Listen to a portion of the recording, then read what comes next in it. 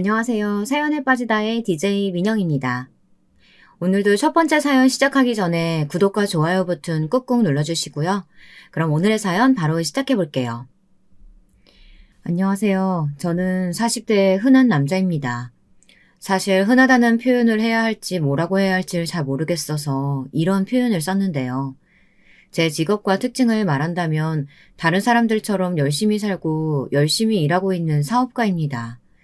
도전하기를 좋아하고 뭔가에 열중하면 꼭 이루겠다는 의지가 남들보다 조금 더 강한 축에 속하는 것 같습니다. 책임감도 있는 편인 것 같고요. 그래서인지 지금의 회사를 운영해 나가는데 큰 문제가 없는 것 같네요. 일단 제 직업 이야기는 여기까지로 하고요. 사연을 쓰게 된 계기에 대해 말씀드리고 싶은데요.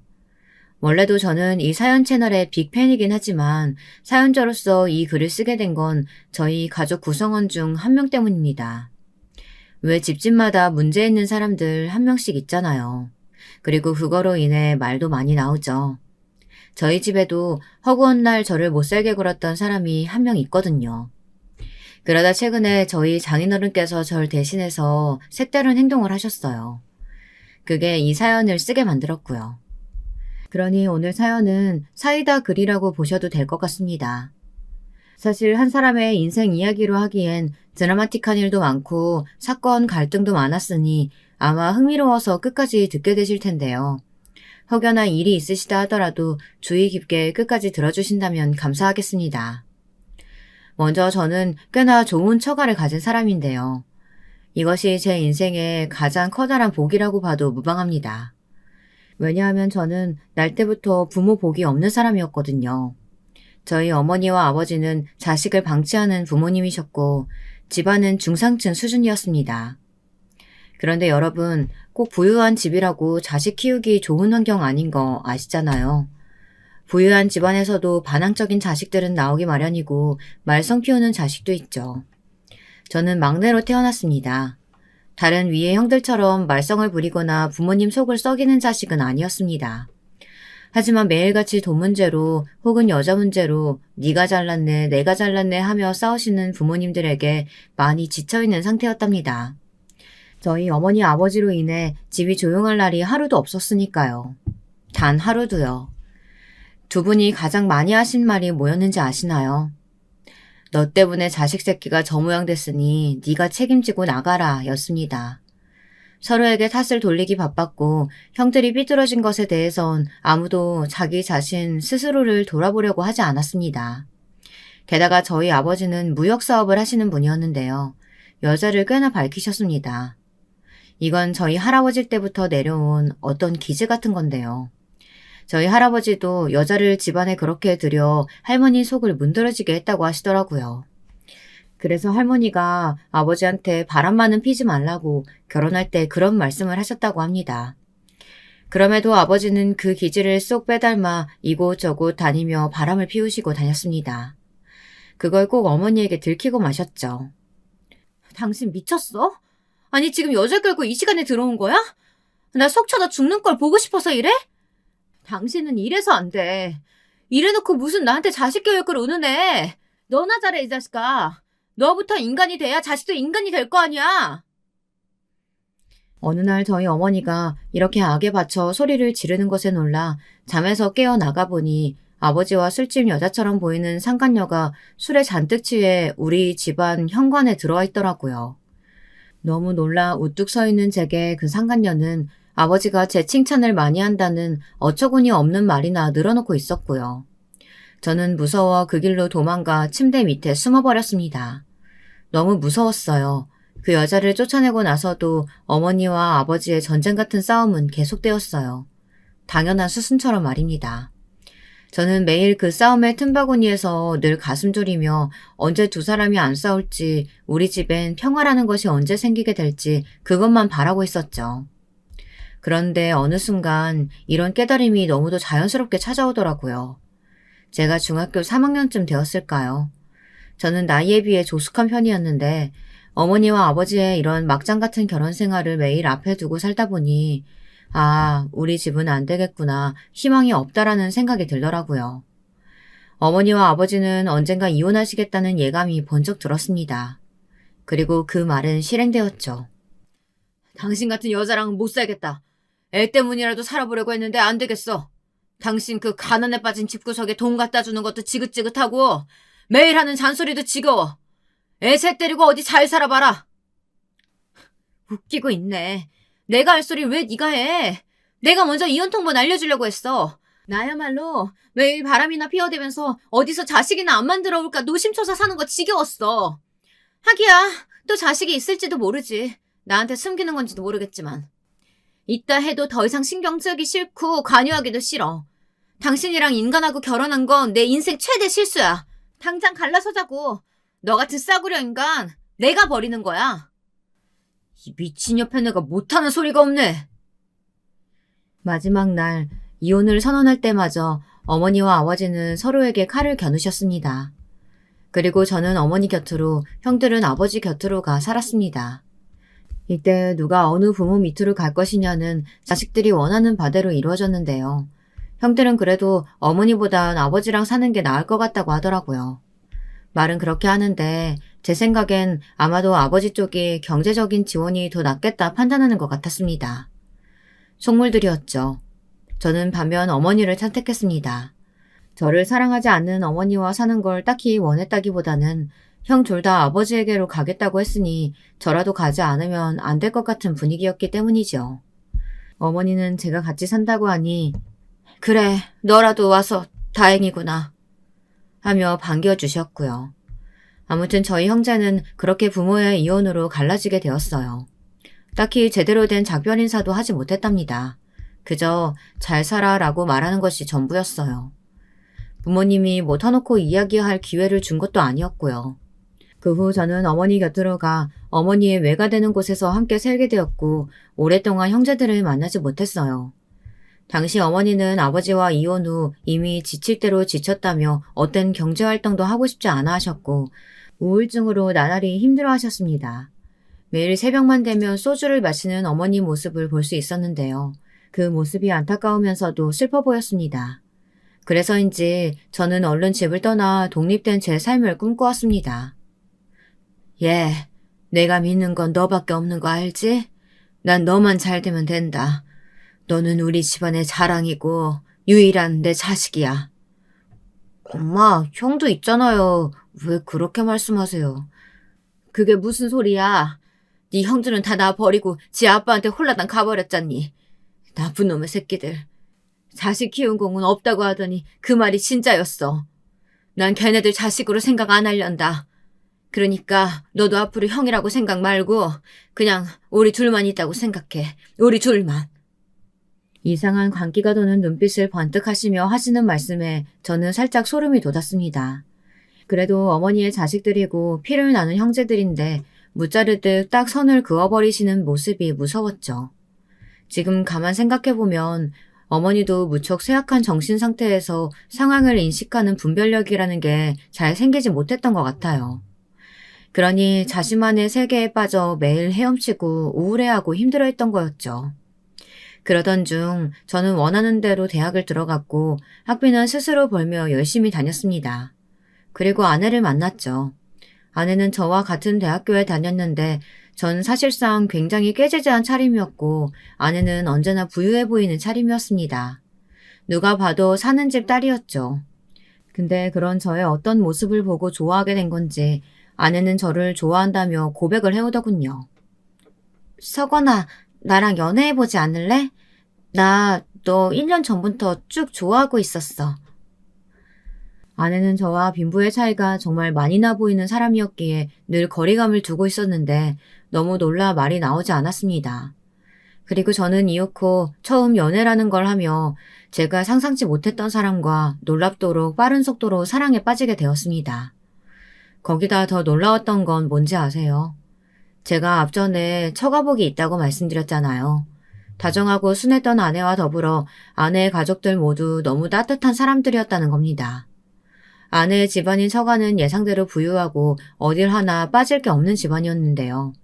가난하고 배경이 없던 저를 그저 귀하게만 대해주셨거든요. 우리는 딸이 2명인데 얘가 유달리 어렸을 때부터 결혼 안 한다는 말을 해서 걱정을 많이 했거든.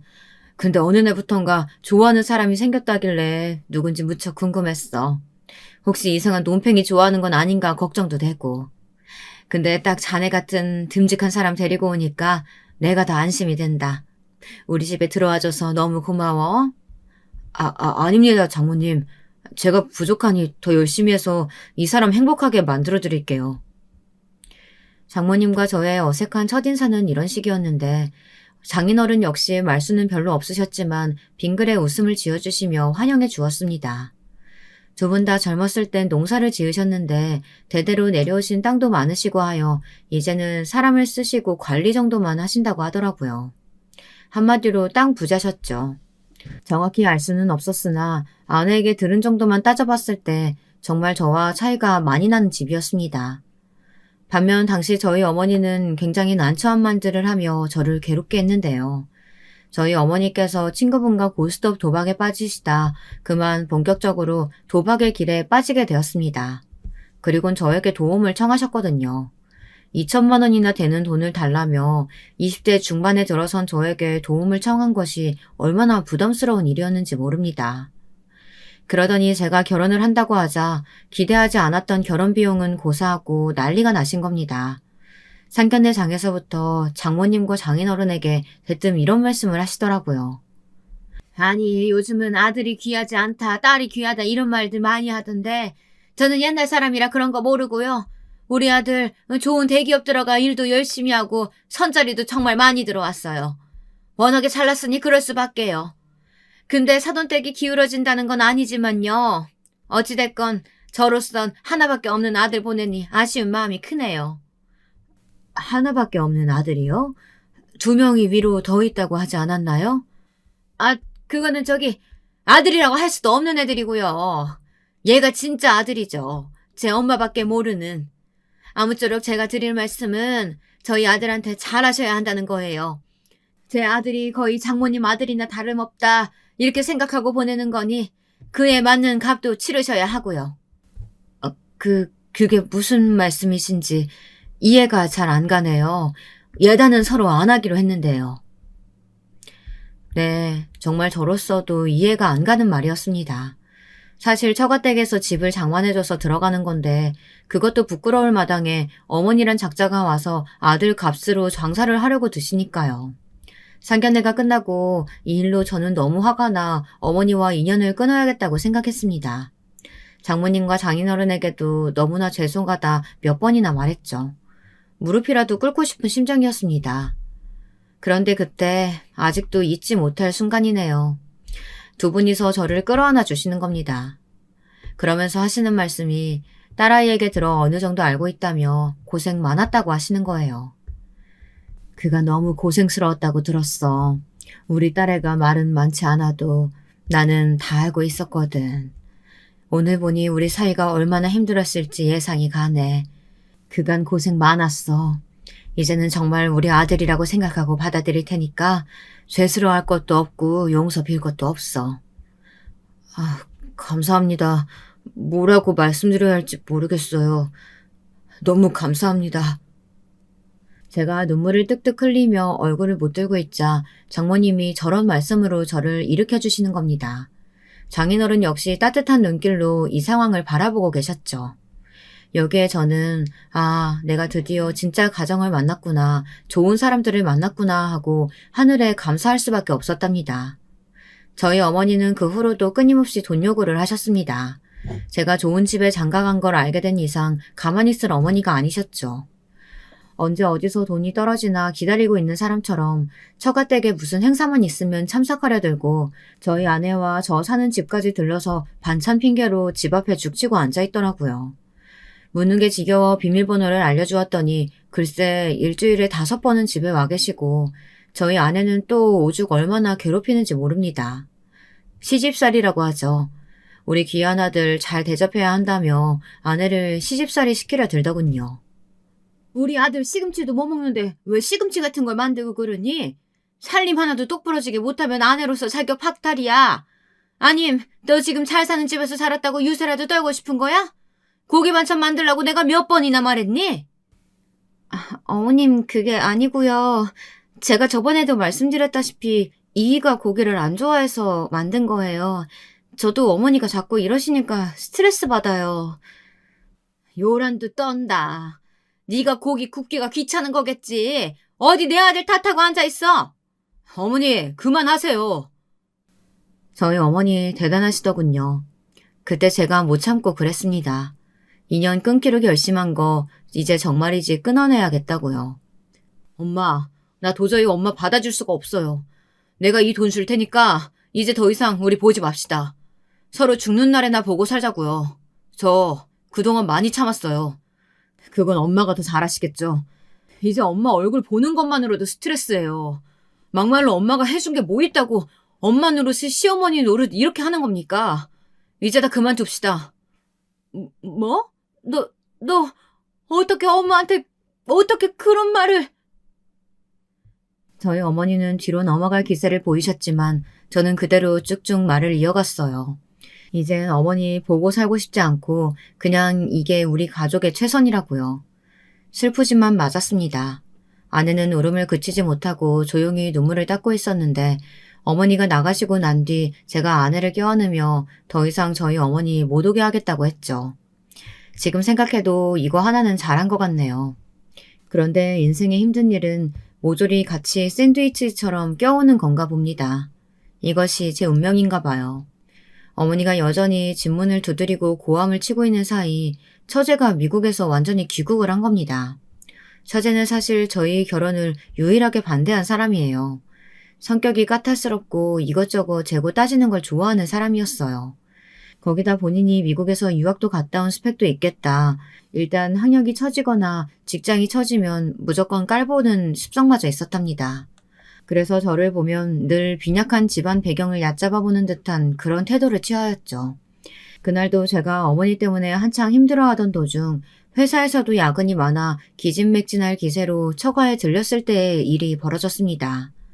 처가에서 저희 집까지 거리가 멀지 않아서 처제의 귀국 파티 겸 모인 자리였는데요. 피곤한 얼굴로 처제에게 웃으며 고생했다고 말했더니 대뜸 제 겉모습을 훑어보고는 그러더군요. 우리 형부 옷 입는 센스가 좀... 어떻게 이런 옷을 입고 왔대요? 어머 언니 형부 좀 챙겨야겠다. 형부 저게 뭐야? 저러고 다니는 거야? 정말 미치겠다. 아니 누가 보면 막노동꾼인 줄 알겠어. 회사원 아니고. 언니는 창피하지도 않어? 너는 네 형부한테 말하는 게 그게 뭐니? 안 그래도 가뜩이나 힘든 사람한테 그런 말 하는 거 아니야. 어머 엄마도 참. 내가 뭐 진지하게 말한 거예요? 장난으로 한 거지? 그죠 형부? 형부도 이해하죠? 아니 그리고 형부 내 귀국 선물 없어요? 설마 빈손으로 온 거예요? 장모님이 말려주셔서 장난식으로 한 비꼬기가 끝나긴 했지만 이런 비꼬기는 계속되었습니다. 제 앞에서 일부러 영어로 말하기도 하고요. 장모님은 이럴 때마다 제게 처제가 철이 좀 없고 나이가 어려 그렇다며 이해해달라고 말씀하셨죠. 어렸을 때 너무 오냐오냐 키워서 저렇게 된 것 같다면서요. 제가 하도 자주 아프니까 단단히 혼을 내야 할 때도 못 내고 그냥 넘어갈 때가 많았어. 그래서 그런지 버르장머리가 저 지경이 된 것 같아. 지 고모 닮은 것 같기도 하고. 아니다. 고모 탓할 거 없고 다 내 탓이네. 아니에요. 장모님 너무 마음 쓰지 마세요. 저도 처제의 과거는 아내한테 들어서 잘 알아요. 사실 처제에겐 한 가지 아픈 과거가 있었는데요. 처제는 학창시절 큰 왕따를 당했었다고 합니다. 자기의 친구들에게 돌아가며 왕따를 당한 것인데 그 수위가 높았다나 봐요. 그래서 자주 아프고 그때부터 우울증을 토로하며 정신병원을 다니기 시작한 것이었죠. 장모님은 처제가 학교에서 그런 일을 당하고 매일 집에서 박혀 아무 말도 안 하고 있으니 그게 안타깝고 불쌍해서 제대로 혼을 내지 못했다고 합니다. 처제가 잘못한 일이 있어도 말이죠. 심지어 장모님의 지갑에 손을 댔을 때도 살짝 야단을 맞은 정도였다고 합니다. 어쨌든 미안하네, 김서방. 마음 풀어. 내 저놈의 기집애 다신 저러지 않도록 단단히 말할게. 너 영희 한 번만 더 네 형부한테 그런 식으로 말해봐. 내가 가만히 안 둘 줄 알아. 다리 뭉둥이를 분질러 놓던지 할 거니까. 알았어? 그런데 이날 처제의 기분이 상당히 안 좋았나 봅니다. 자기의 귀국 파티라고 모여서 환영받을 줄 알았는데 욕이나 얻어먹고 있으니 그랬겠죠. 하지만 엄연히 자기가 잘못한 일이지 않나요? 여러분들은 어떻게 생각하시나요? 나중에 장인어른께서도 가담하셔서 너 그러는 거 아니야. 형부면 형부로 대해야지. 뭐 하는 태도냐 그게. 내가 너를 그렇게 가르쳤니? 네 엄마 말 맞다 나. 네가 이렇게 행동하면 할수록 우리 집안 망신 주는 거밖에 안 돼. 부끄러운 줄 알아.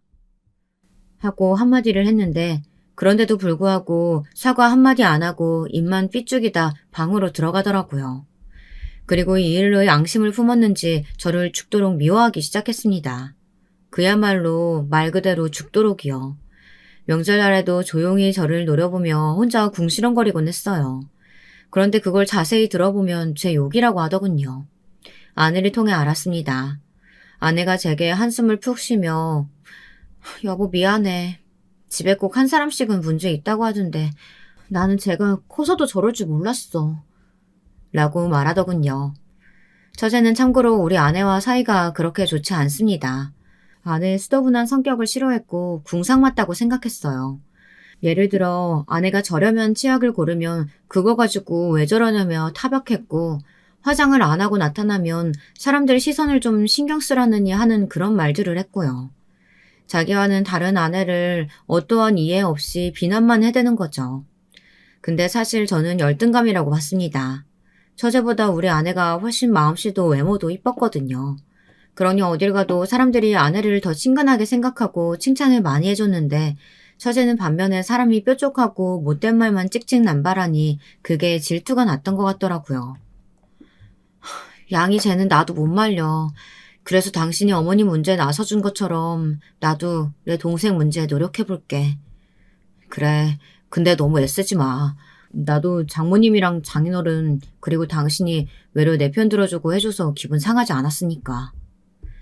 저는 정말로 그랬습니다. 그땐 처가 식구들 모두 처제 빼고 저를 응원하고 지지해줬으니 괜찮았어요. 근데 처제 한 사람이 더 딸려오니 상황이 달라지더라고요. 어느 날 처제가 30대가 넘어가더니 결혼하겠다고 남자를 한 명 데려온 겁니다. 저에겐 처제의 남편이니 동서이죠. 동서란 호칭이 어색하기도 하고 집안에 같은 남자 한 명이 더 온다고 하니 반갑기도 하고 여러 가지 마음이었는데요. 그래도 제가 손윗 사람이니 먼저 친근하게 다가가주자 생각했어요. 처음이면 아무래도 이래저래 어색하고 적응하는 게 어려울 테니까요. 허나 동서는 제가 생각했던 사람과 완전히 다른 사람이었습니다. 딱 잘라놓고 말해 심각했어요. 처제의 허영과 사치에 10배 정도 부풀려 놓은 사람이었달까요. 왜 처제가 동서에게 반했는지 알겠더라고요. 첫날 저희 장모님 장인어른을 뵈러 왔을 때부터 꽤나 껄렁거리는 자세로 들어와서는 집을 쭉 한번 살펴보더니 묻지도 않은 자기 경력이며 집안 배경에 대해 설명하기 시작하는 겁니다.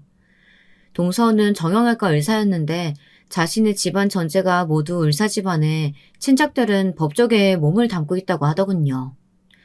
아, 다들 사람들이 제 배경 들으면 놀라더라고요. 어떻게 한 집안에서 엘리트들이 주르륵 나올 수 있냐고요. 근데 이것도 다 집안 재력이 바탕이 되니까 할 수 있는 것 같아요.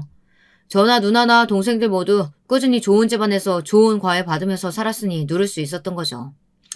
뭐 그나저나 이 사람도 미국 유학 갔다 왔잖아요. 그래서 그런지 저희는 처음 만났을 때부터 서로 수준이 맞는다는 걸 알았어요. 맞아요, 엄마 아빠. 이 사람 미술품 보는 안목이 얼마나 뛰어난지 몰라요.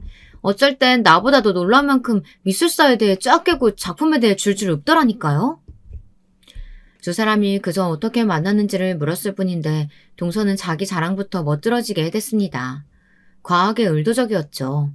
그 의도가 너무 뻔해 좀 거부감이 생기더군요. 장인어른과 장모님은 약간 반신반의하는 듯 했습니다.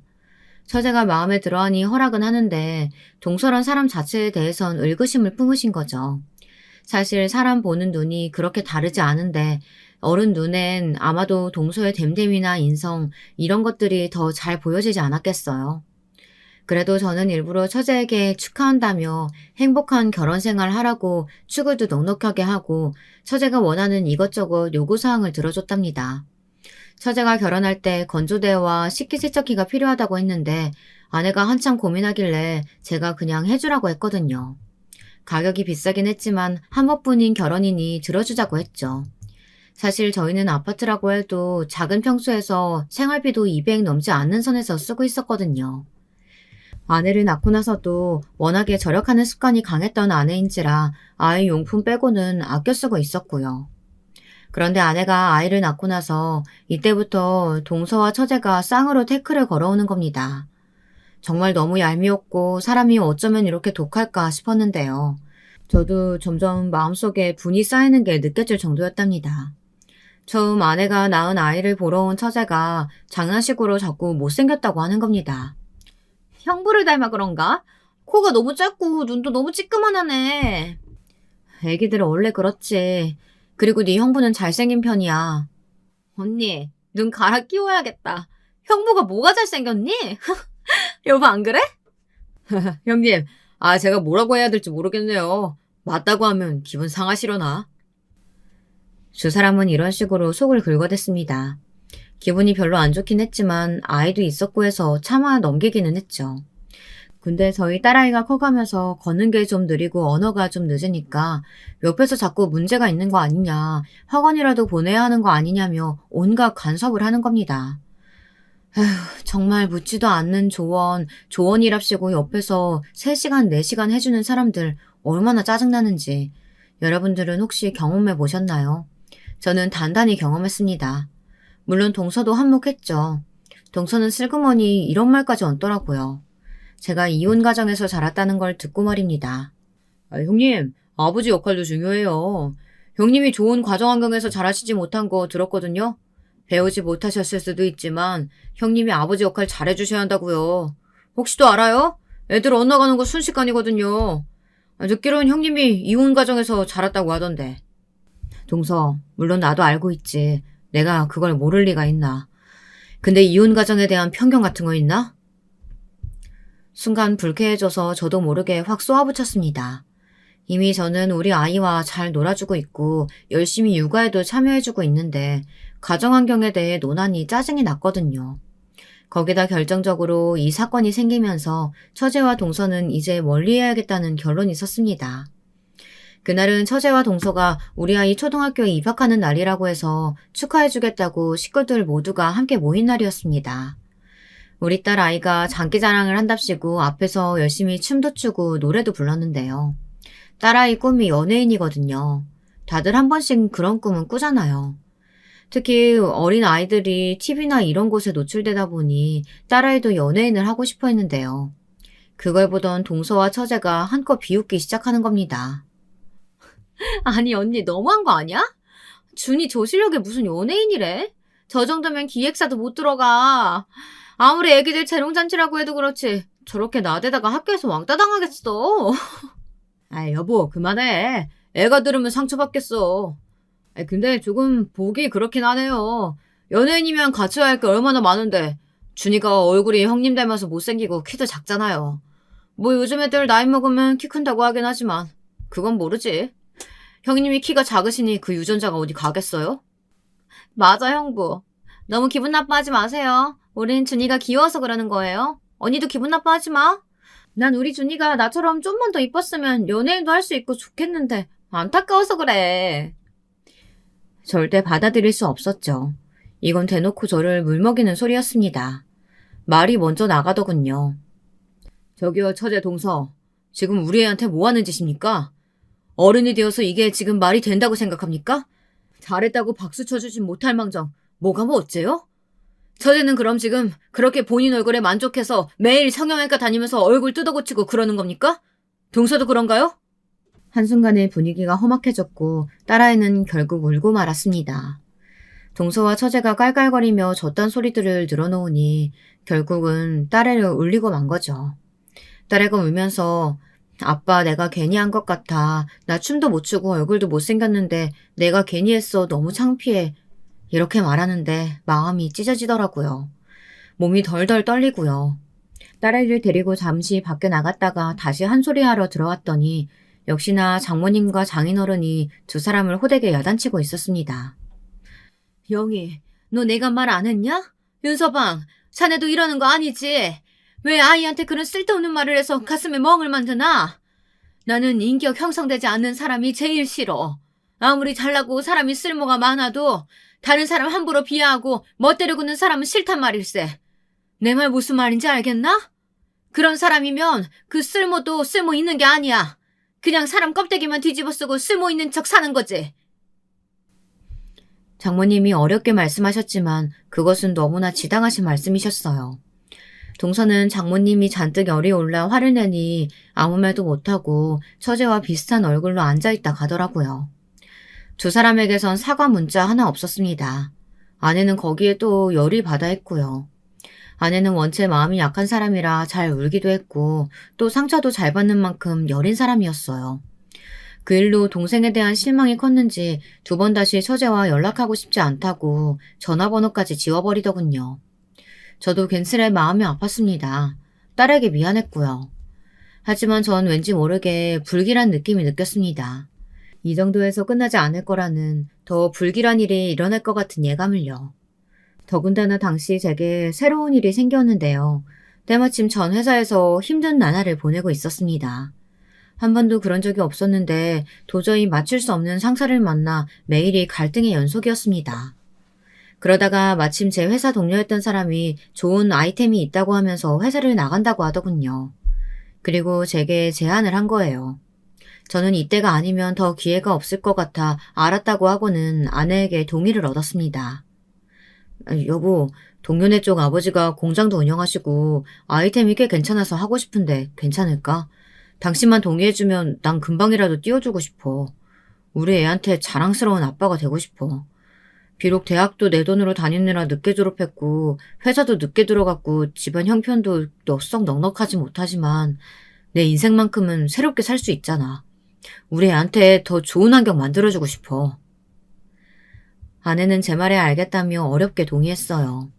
원체 아내는 안정적인 걸 추구하는 사람이라 많이 불안했을 것인데 제 의지와 열정을 막을 수 없다고 생각했나 봅니다. 그리고 저는 그때부터 사업에 뛰어들어 정신없는 나날을 보냈습니다. 일은 생각보다 잘 풀려나갔습니다. 초창기 4년까지는 고생하고 다른 사람들 비위도 맞춰가며 회사로 돌아가고 싶은 욕구를 꾹 참으며 버티었어요.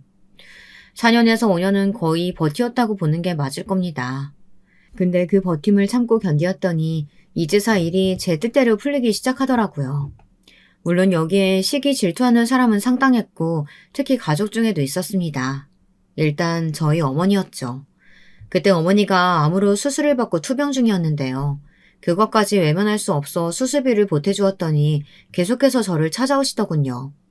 놀라웠던 건 저와 인연을 끊은 줄 알았던 저희 형제들까지 저를 찾아왔다는 겁니다. 제 사업이 잘 되고 있다는 걸 들었고 자기도 숟가락을 얹고 싶다면서요. 그래도 우리가 한 뱃속에서 태어난 형제인데 이럴 때 서로 돕고 살아야지. 안 그러냐? 나는 너 한 번도 남으로 생각해 본 적 없다. 너 언제나 내 동생이었어. 네가 잘 되니까 너무 좋다. 그래서 말인데 형도 네 회사에 자리 하나 만들어주면 안 될까? 형이 사실 요즘 먹고 살기가 힘들다. 형의 말을 듣는데 문득 어린 시절의 기억이 막 스쳐 지나가더라고요. 저희 형들은 결혼식 때만 잠깐 왔지 그 이후로도 오랜 시간 본 적이 없었고 생일에도 문자를 보낸 건 저였지 형들은 제 생일이 언젠지 관심도 없었습니다. 아니, 제 인생에 관심이 없었죠. 근데 갑자기 사람이 성공이란 궤도에 올라서니 이렇게 떼거지들이 몰려와 난리가 났더라고요. 저라면 자존심이 상해 못할 것 같은 짓을 하면서 말입니다. 저는 그때 아내에게 말했어요. 여보, 우리 잘 되고 있는 거 다른 사람들 최대한 모르게 하자. 이번 일 겪고 나니 확실히 알겠어. 우리가 잘 된 게 마냥 좋은 것만은 아니라는 거. 누군가는 반드시 질투하고 깎아내릴 거야. 그도 아니면 돈 달라고 붙거나 우리 형들처럼. 그러니까 당신도 처가엔 비밀로 해줘. 정 말하고 싶으면 처제 쪽엔 말하지 말아달라고 해주고. 알겠어. 당신 생각에 나도 동의해. 양이 같은 애는 아마 당신이 성공했다고 하면 배 아파 죽으려고 할 거야. 아니, 뭐라도 뜯어내지 못해 안달이거나. 나도 말하지 않으려고 했어. 어차피 우리 어디 다른 데로 이사 갈 것도 아니고 그래도 이 생활 유지할 건데 뭐하러 말해. 난 이대로도 만족해. 당신이 검소한 모습 보여주니 참 고맙다. 아마 다른 여자들이었다면 명품샵 가고 싶어하고 가방도 사고 싶어하고 그랬을 텐데. 그랬더니 저희 아내는 제 말에 씩 웃더라고요. 어디 자기가 그럴 사람이냐고, 그런 돈 아까워 죽겠다고 하더군요. 차라리 그 돈 쓸 거면 제 사업에 더 투자하라고 말하면서요. 그러니 제가 아내를 사랑하지 않을 수 없었죠. 늘 한결같은 아내를 위해서라도 저는 더더욱 열심히 일했고, 형제들과 어머니에게선 연락을 딱 끊어 다신 연락하지 말라고 원포를 놓았습니다. 이건 아버지를 통해 전달했는데요.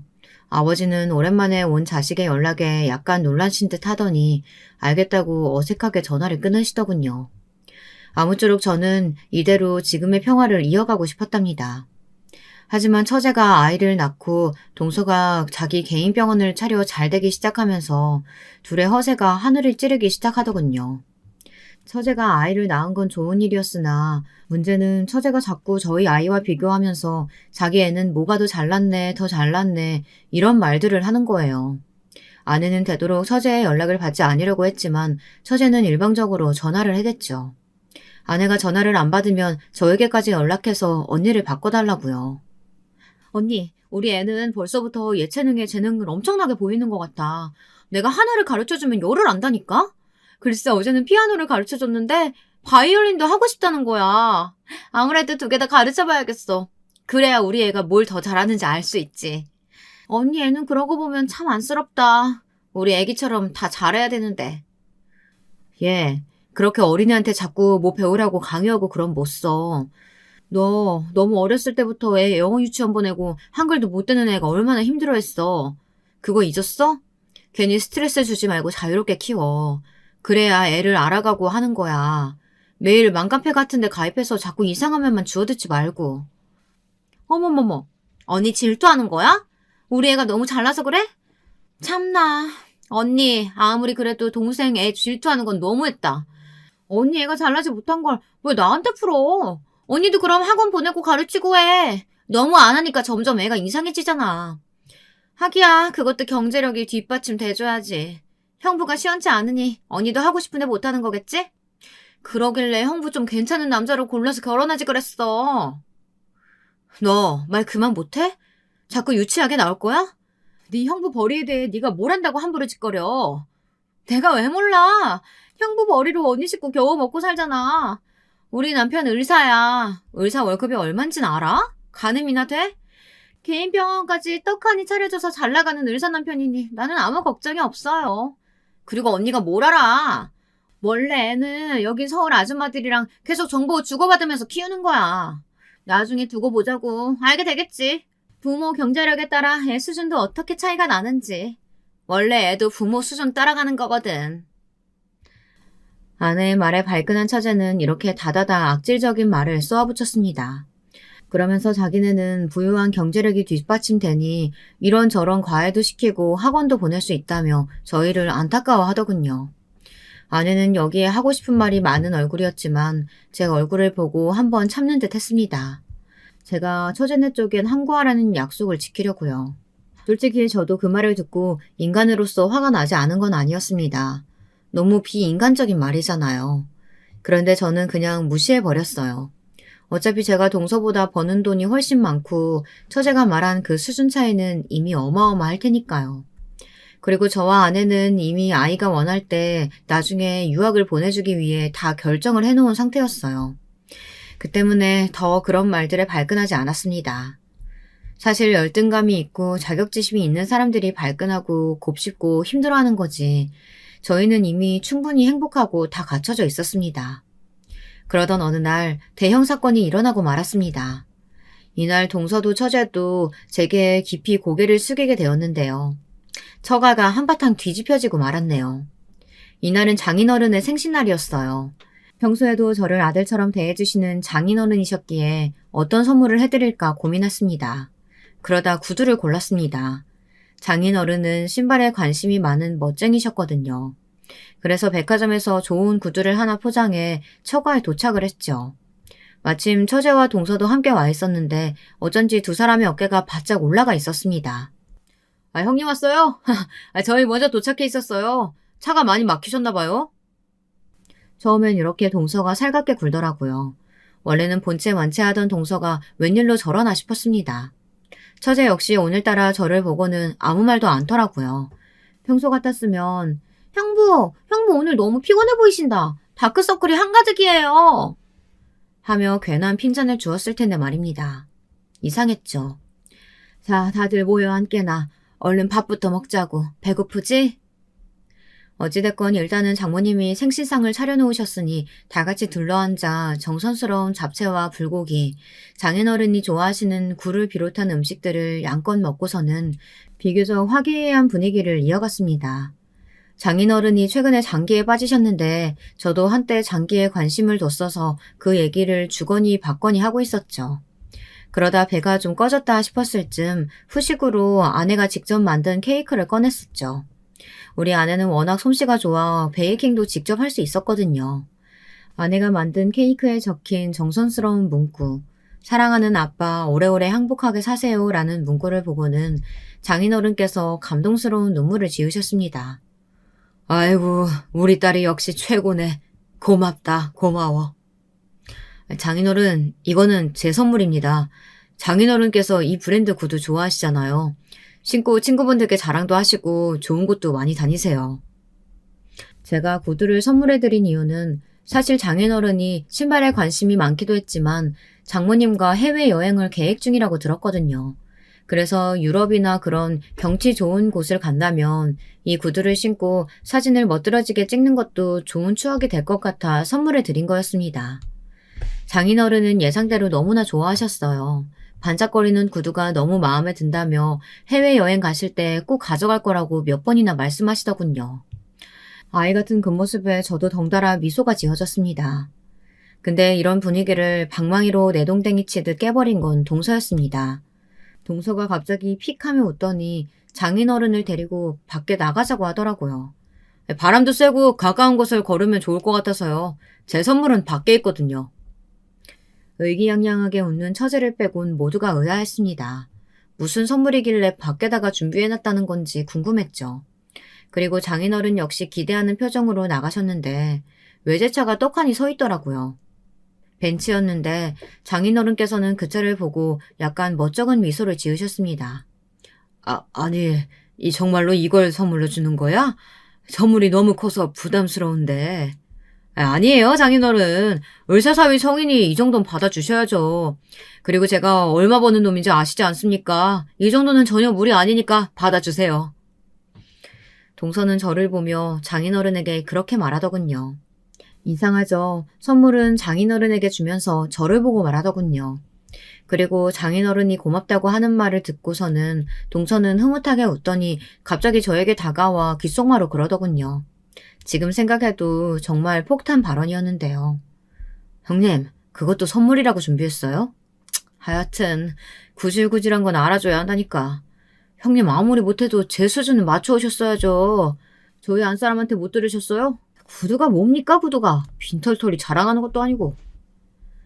단번에 인상이 찌푸려지고 그 핏덩어리 같은 놈이 뭐하는 짓인가 싶어 동서를 노려보았습니다.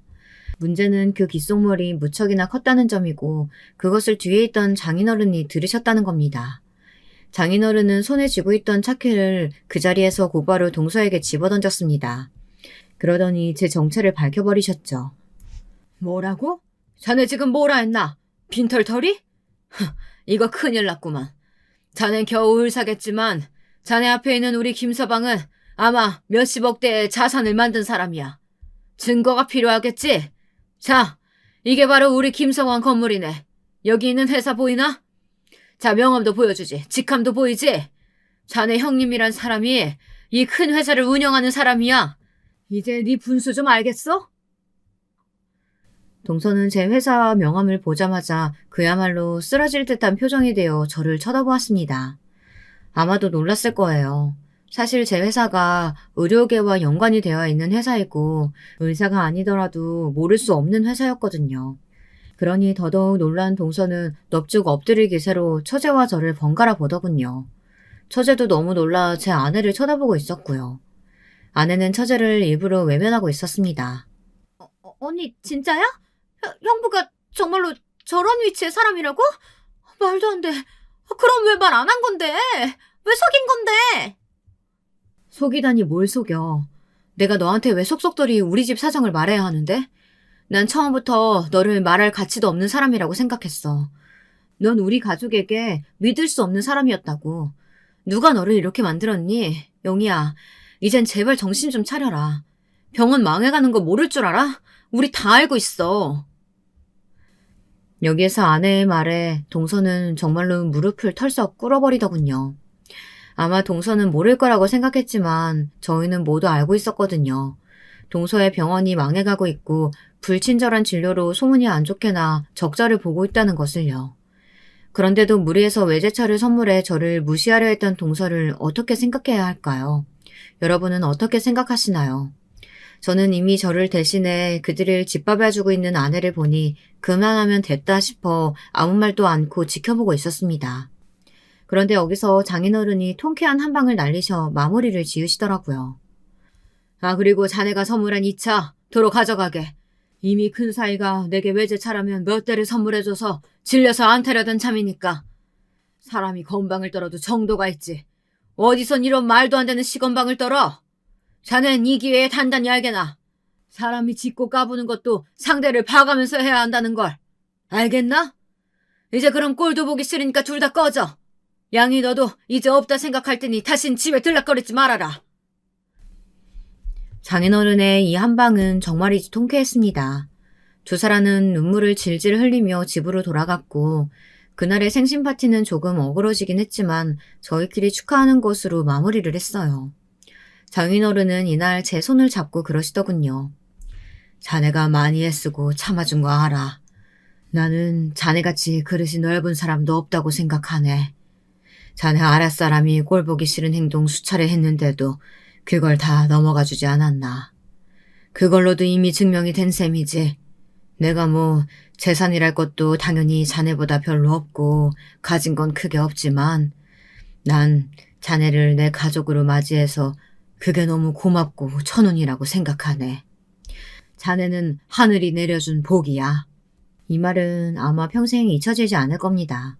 울컥이는 감정을 애써 눌러가며 고개를 끄덕였죠. 장인어른의 손을 맞잡으며 저도 그랬답니다.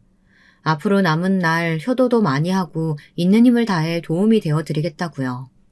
돈을 많이 벌어도 행복하지 못한 사람들 제 주변에도 참 많습니다. 고급 아파트에 살아도 불평하고 불만하고 삶이 불공평하다고 말하죠. 하지만 행복이란 건 별거 없는 것 같아요. 제겐 그게 가족과 같은 말이거든요.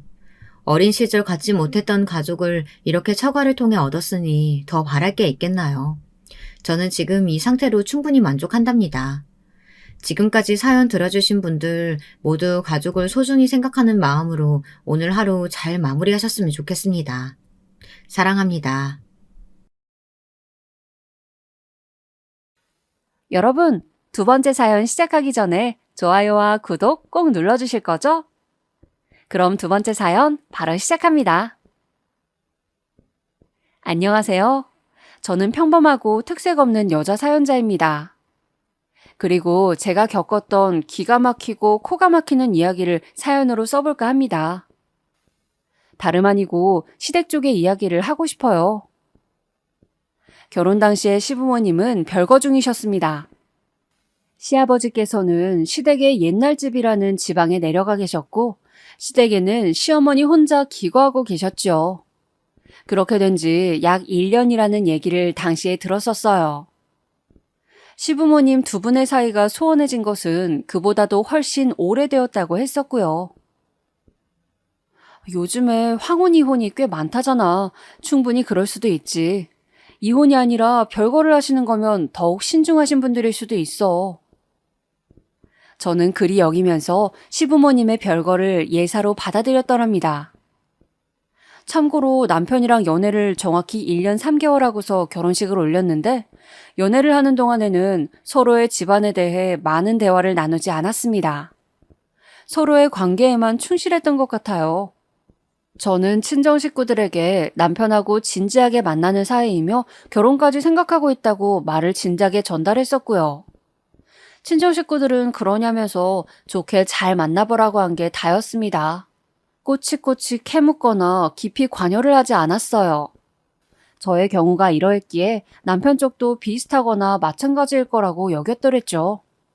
그런데 알고 보니까 남편은 아예 자기 집안 식구들에게 결혼을 전제로 만나고 있는 여자친구가 있다는 이야기를 꺼내지 않았더군요. 결혼 약속을 하고 나서 이제 진행을 해보자고 이야기가 나오고 나서야 남편은 시댁 식구들에게 저의 존재를 알렸어요. 그래서 저를 굉장히 낯설고 갑작스러운 존재로 받아들이셨고요. 이 시기에 저의 신경을 긁었던 사람이 바로 남편의 여동생입니다. 저에게는 시누이였던 이 인간은 저보다 한 살이 더 많았어요. 시누이에게 처음부터 대뜸 호칭을 아가씨라고 하기에는 너무 민망하잖아요. 저나 시누이나 많은 나이도 아니었고 둘 다 20대였는데 그 정도까지 격식을 차리면서 처음부터 그러는 건 아닌 것 같아서 저는 그냥 시누이를 언니라고 칭하며 불렀었습니다. 남편이 연애 기간 동안 자기 가족 이야기를 워낙 안 했었기 때문에 저도 시누이가 어떤 인물인지 전혀 몰랐어요. 정보가 없는 상태에서 처음 대면했었는데 왠지 불길한 예감이 들었습니다. 시어머니한테 자꾸만 몸을 기울이면서 속닥속닥거리는 모습이 솔직히 좋게 보이지는 않았기 때문이지요. 뻔히 이 집안의 예비 며느리가 되겠답시고 인사를 온 당사자가 바로 눈앞에서 보고 있는 상황인데도 굳이 귓속말을 자꾸 해가면서 저를 흘겨보는 것은 별로 달가운 행위가 아니었거든요. 아까부터 왜 자꾸만 저러지? 여자끼리 신경전을 부리는 거야? 아니면 벌써부터 시어머니랑 시누이 연합으로 시자 들어가는 사람들끼리 나를 배척하겠다는 거야? 뭐야, 진짜로? 기분이 나쁘기는 했지만 그것 가지고 꼬투리를 잡을 것까진 못 되었기에 저는 어색하게 미소만 지었더랍니다. 꽂아 놓은 보릿자루 신세로 말이죠. 진솔 씨는 사람이 엄청 소박한가 봐. 그거 팔찌 유행이 한참 지난 디자인인데도 끼고 다니는 거 보면 결혼해서 사치는 안 부리겠어. 그치, 엄마? 저를 보면서 재미있는 듯 웃더니 시어머니한테 자꾸 저런 식으로 말을 걸더군요. 그러면 시어머니는 대충 맞장구를 쳐주었습니다. 웬만하면 예비 며느리의 편을 들어주실 법도 하건만 당신의 딸에게 무조건 분위기를 맞춰주시는 시어머니의 모습을 보면서 왠지 싸한 기분이 들었어요. 그런데 진솔 씨는 우리 오빠보다 학벌도 뒤처지고 직업도 뒤처지는데 어쩌면 우리 오빠 같은 사람을 만날 수 있었을까?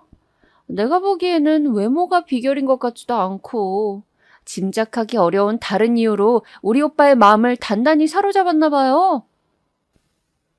꼭 가지고 있는 조건들이 맞아야지만 사람 간의 대화가 되고 마음이 통하는 건 아니죠. 특히 남녀 관계에 있어서는요. 시누이의 깐죽거림에 제가 무뚝뚝하게 받아쳤습니다. 첫 만남부터 이제 인사하고 알게 된 지 단 2시간 만에 싸가지 없이 말을 아무렇게나 틱틱 뱉는 시누이가 저는 마음에 차지 않았습니다. 제가 무덤덤하게 대답을 하면서 표정은 은은하게 미소만 짓고 있으니까 나중에는 시누이가 자기가 첫 만남부터 저를 완전히 이겨먹기에는 글렀다고 느낀 것인지 혼자 입술을 삐죽거리면서 내키지 않는다는 표정을 짓고 있더군요. 저는 필요 이상의 말을 해서는 안 되겠다는 판단을 내렸고 시어머니나 시누이 앞에서 먼저 대화 주제를 꺼내든다거나 눈에 띄는 행동을 전혀 하지 않았습니다. 웬만하면 안 부딪히고 상대하지 않는 게 상책이겠구나. 그런데 제가 그렇게 파악을 마치고 결심을 마치면 뭘 하나요? 상대 측에서 저한테 접근을 먼저 해왔던 것을요. 결혼식 날짜를 향해 달려가던 어느 날 시누이한테서 연락이 왔습니다. 제가 시누이한테 저의 번호를 알려주었나 아니었나 긴가민가 했었네요. 저기 언니, 실례지만 제 번호는 어떻게 하셨어요? 아, 우리 오빠 휴대폰에서 내가 찾아봤어요. 역시 저는 알려준 적 없었건만 시누이가 멋대로 알아낸 것이었더군요. 조금 황당한 채로 왜 연락하셨냐고 물었더니 시누이가 갑자기 무게를 잡으면서 이렇게 말하는 것입니다. 근데 진솔 씨, 우리 오빠한테 혹시 뭐 숨기는 구석은 없겠지? 네? 숨기는 거라뇨? 어떤 걸 말씀하시는 거예요?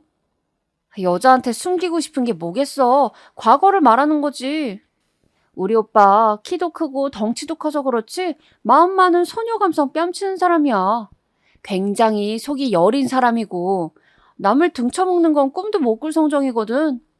그래서 연애를 많이 해본 것도 아닌 걸로 내가 알고 있는데 진솔 씨는 우리 오빠 만나기 전에 연애를 몇 번이나 해봤어? 아니, 난데없이 그런 질문은 저한테 왜 하는 것인지. 당황하면서도 저는 남편이 연애 상대로는 딱 3번째였다고 솔직하게 말을 해주었죠. 그랬더니 신우이가 의심하는 목소리를 내는 거예요. 정말? 확실해? 혹시 더 있는 건 아니야? 제가 이런 걸로 왜 거짓말을 하겠어요. 저 인기 많은 여자도 아니었고요. 그냥 남들처럼 평범하게 보통 수준으로 연애하면서 살아왔습니다. 보통 수준이 뭔데? 진솔 씨가 생각하는 그 기준이 뭐야?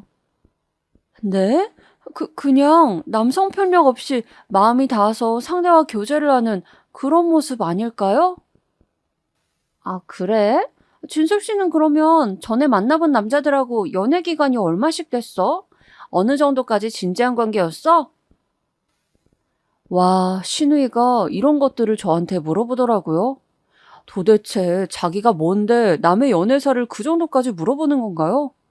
정말 기가 막혀서 제가 대답했습니다. 저 죄송한데요. 왜 제가 일일이 답변을 해드려야 하는 걸까요? 그런 것들이 제가 결혼하는 것과 무슨 상관이 있어요? 나로서는 신중할 수밖에 없지. 진솔 씨, 요즘에 더러운 과거를 지닌 여자들이 얼마나 많은 줄 알아요? 그런 거 숨기고 결혼하면 상대방은 얼마나 억울하겠어요. 나는요, 우리 오빠가 그런 여자랑 결혼하는 꼴 절대 못 봐요. 진솔 씨가 사람이 수더분해 보이는데 이런 사람이 원래 뒤가 더 구린 법이거든. 뭐라고요? 뒤가 구려요? 웬만한 건 내가 다 이해해 줄게요. 그러니까 무슨 과거가 있었는지 그냥 나한테 솔직하게 지금 털어놓으세요. 이 기회를 놓치면 진솔 씨 후회할지도 모른다. 뭐 이런 웃기고 자빠진 사람이 다 있나 싶었습니다. 제 일은 그냥 제가 알아서 할 테니까 빠져달라고 정중하게 요청한 뒤 제가 먼저 전화를 끊어버렸어요. 남편한테 신우이가 저한테 했던 말들 전부 다 전달하였고요. 남편이 듣자마자 손으로 얼굴을 쓸어내리면서 계속 한숨을 푹푹 내쉬더군요. 내가 진짜 미안해. 걔가 원래 좀 그런 애야. 다시는 그러지 못하도록 내가 단단하게 일러둘게. 내가 괜히 우리 가족들을 너한테 미리 소개 안 시켜준 게 아니란 것만 알아줬으면 좋겠다. 나도 골치가 아픈 입장이야. 남편은 자기 여동생 때문에 살면서 난감했던 적이 여러 번 있었다면서 고개를 흔들었습니다. 그 모습을 보니까 남매가 서로 닮지 않고 달라서 다행이라는 안심이 묘하게 드는 거예요. 신우이가 골칫덩이일 뿐 저랑 결혼하는 당사자인 남편은 멀쩡하니까 상관없다는 생각도 들었습니다. 신우이는 어렸을 적에 병을 앓아서 크게 아팠고 병원 신세를 오래 지기도 했었대요. 그 힘든 시기를 거치면서 신우이를 옆에서 보살피고 간호했던 시어머니께서는 당신의 딸에 대한 애착이 강해지셨다고 하였습니다. 시어머니께서 신우이에게 매달려 계실 때 시아버지께서는 묵묵하게 가장으로서 사회생활을 하셨고 남편은 집안일을 대체로 도맡아 하면서 지냈다고도 하였고요.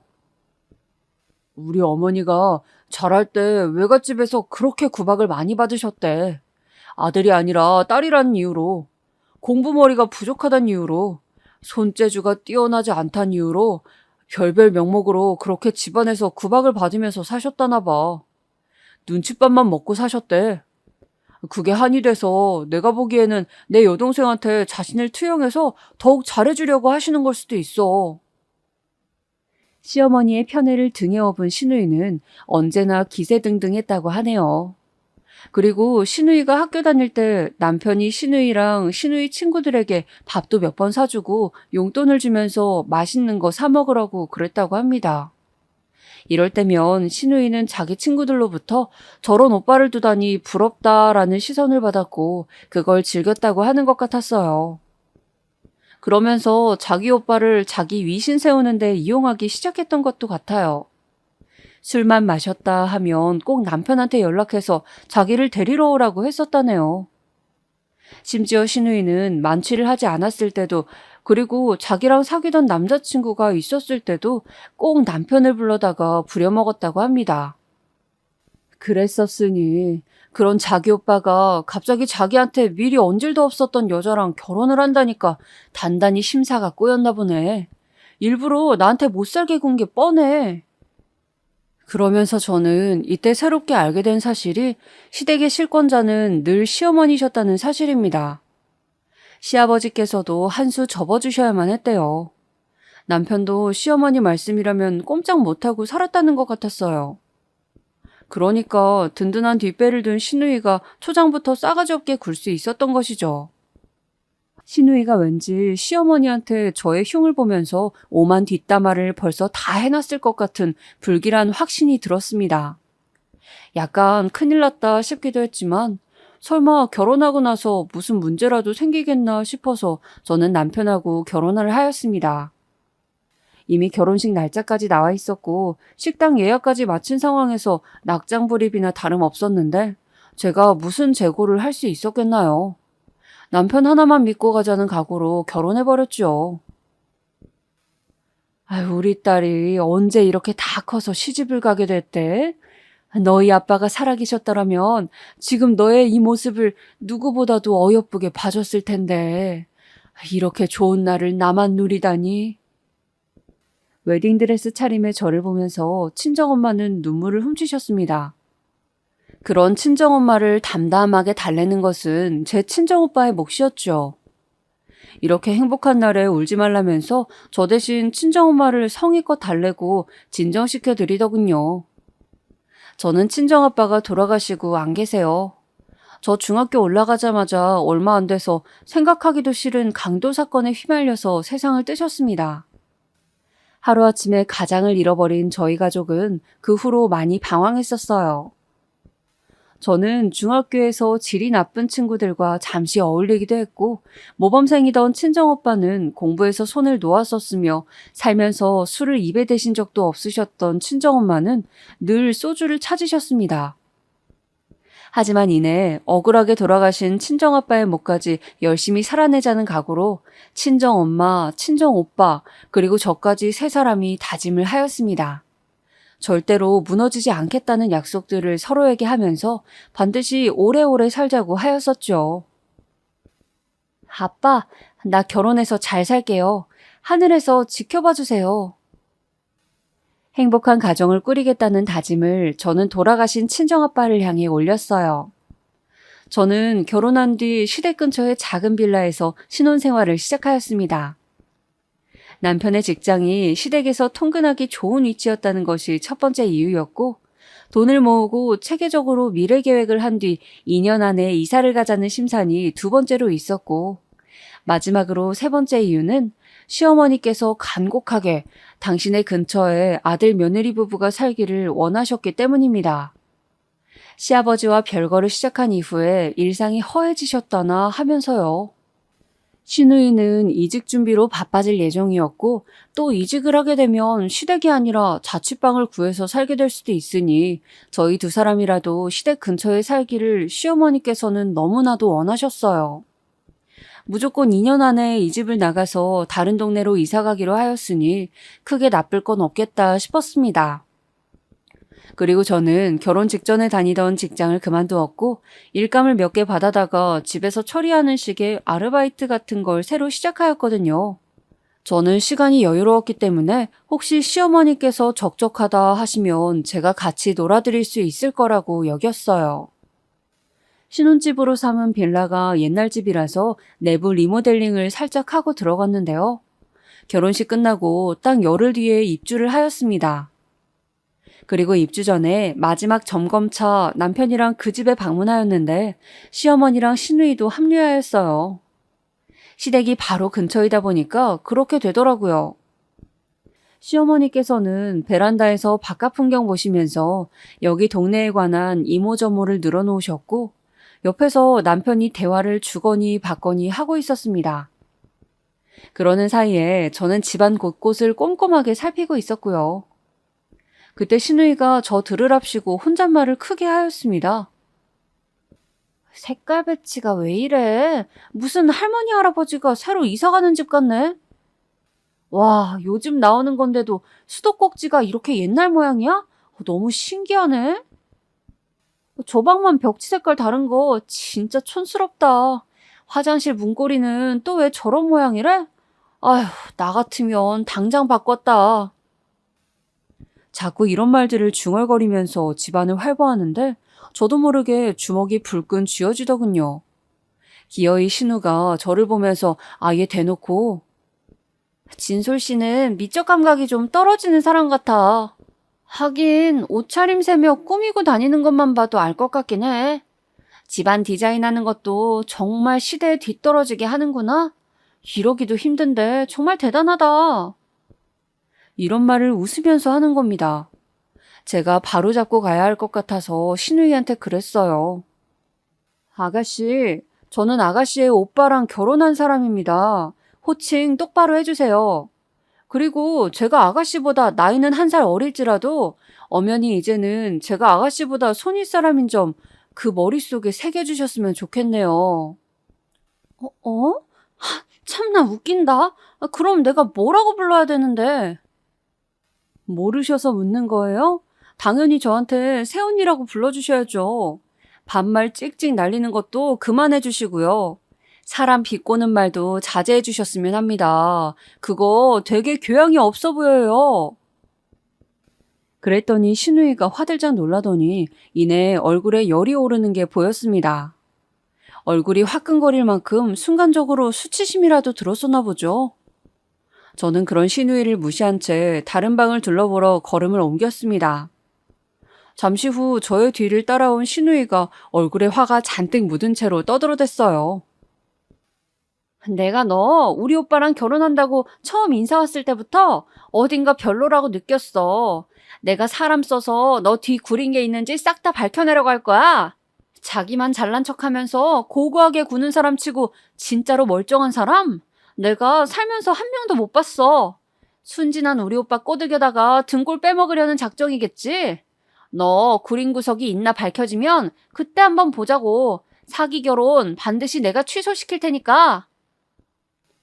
혼자서 북치고 꽹과리치고 얼쑤 하는 모양새에 어이가 없었습니다.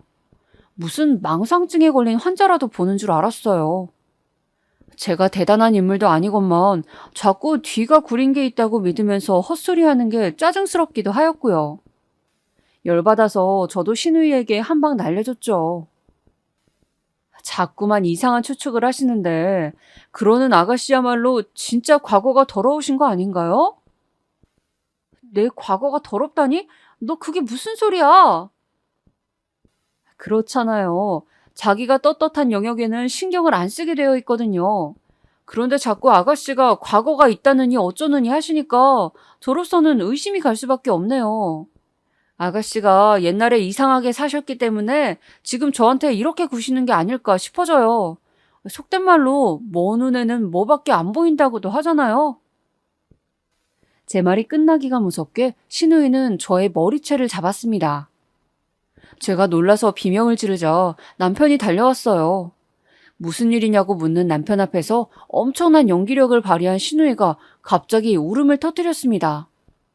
가만히 있다가 시비 걸리고 머리채까지 잡힌 건 저였는데 신우이가 정말 가증스럽게도 제 머리를 얼른 놓아주고는 제가 먼저 시댁에 대한 불만은 이것저것 말했다면서 자기는 참으면서 듣고 있다가 더 이상 집안의 욕을 들을 수가 없어서 홧김에 제 머리채를 한번 잡은 거라는 헛소리를 늘어놓았어요.